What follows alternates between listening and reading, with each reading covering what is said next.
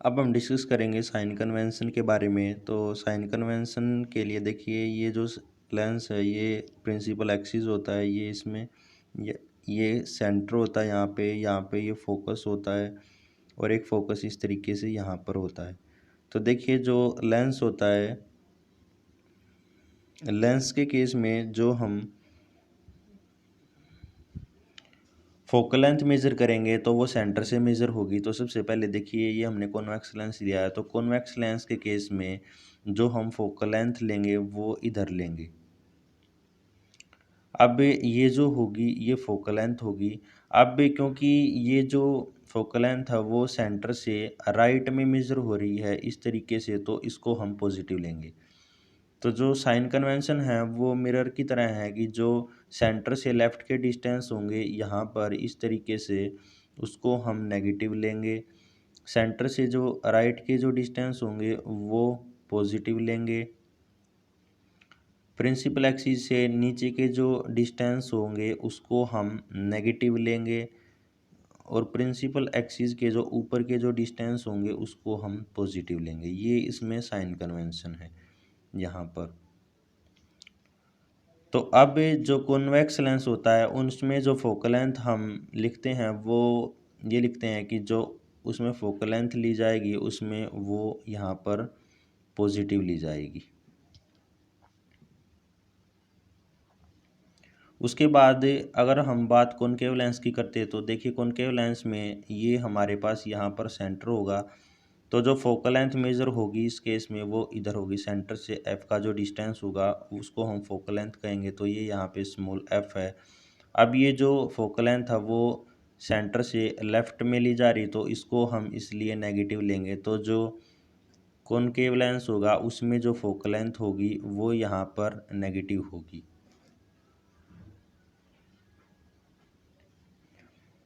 उसके बाद आता है हमारे पास लेंस फार्मूला। तो देखिए लेंस फार्मूला क्या होता है, 1/v minus 1/u is equal to 1/f।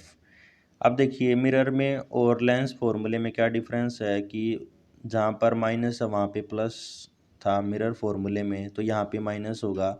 बाकी जो टर्म है u v f उनका जो मीनिंग था वो वही रहेगा। तो लेंस केस में जो फार्मूला होगा वो होगा 1/v minus 1/u is equal to 1/f। उसके बाद आती है हमारे पास मैग्नीफिकेशन। मैग्नीफिकेशन देखिए क्या है, वही मैग्नीफिकेशन की height of image divided by height of object. तो जो लेंस होगा, लेंस के केस में जो मैग्नीफिकेशन होगी वो होगी m is equal to v by you.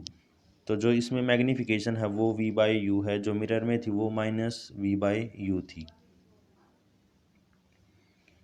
उसके बाद आती है power of a lens. Lens की पावर क्या होती है, तो देखिए ये है, it is defined as the reciprocal of focal length in metre. यानी कि जब फोकल लेंथ मीटर में होगी तो उसका रेसिप्रोकल होगा, यानी कि पी पावर को डिनोट करते पी से, वो क्या होगा 1/f।